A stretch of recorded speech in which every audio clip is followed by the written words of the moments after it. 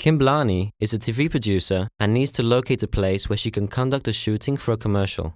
The description of the location is very specific, with sketches identifying the front view of a traditional old square, located on a countryside with trees and surrounding buildings. The producer wants to send out the description and get back photographs and videos that depict a place that looks as close as possible to the target location. She wants to take advantage of the wisdom of the crowd that will help her answer her question quickly and at a low cost. Kim Blarney starts by logging into the Socios platform. By clicking on the Go to Flexi Auction button, she's redirected to Flexi Auction. The first thing she will see is all the auctions that she has created so far. In order to start finding her ideal location, she'll need to create a new auction. When creating a new auction, the creator needs to specify various fields. The more information the producer gives about the kind of location she wants, the easier it would be for the candidates to understand her requirements. Flexi Auction offers a vast amount of fields to fill in, and also allows the user to create his own kind of fields. For example, he can specify the age of the square, its area, its surroundings.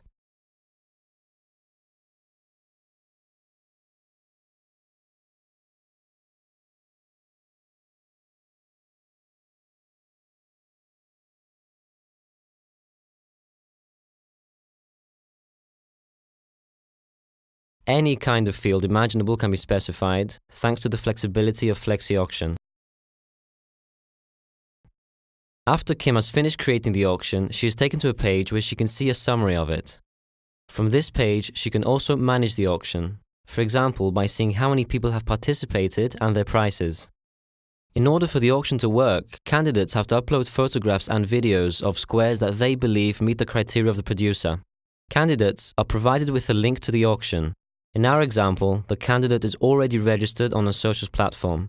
If he wasn't, he would go through the registration process before starting. After logging in, the candidate is taken to the summary of the auction. He proceeds by clicking on the Bid Now button. He is then presented with the attributes of the square that the producer had specified when creating the auction. The most important part when bidding is selecting photos and videos of the square. The media must come from the user's Flickr, Facebook, or Dailymotion accounts. The user is therefore taken to the Socios platform where he can retrieve his photos and videos.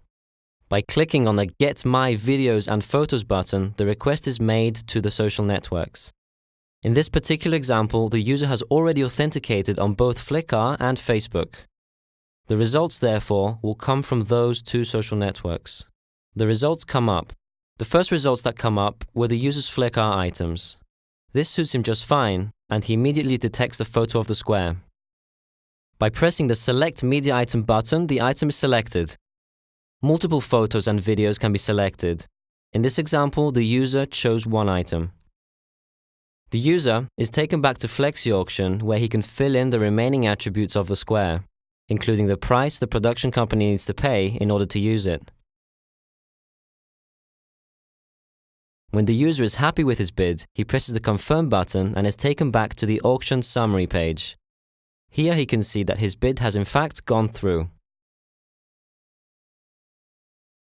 The Games for Crowds platform allows the producer to harness the wisdom of the crowd in order to make the hunt for her ideal location much easier. Players are provided with a link that will take them to the Socios platform where they will need to register or log in. After that, the user is taken directly to the Games for Crowds platform to play the crowdsourcing game.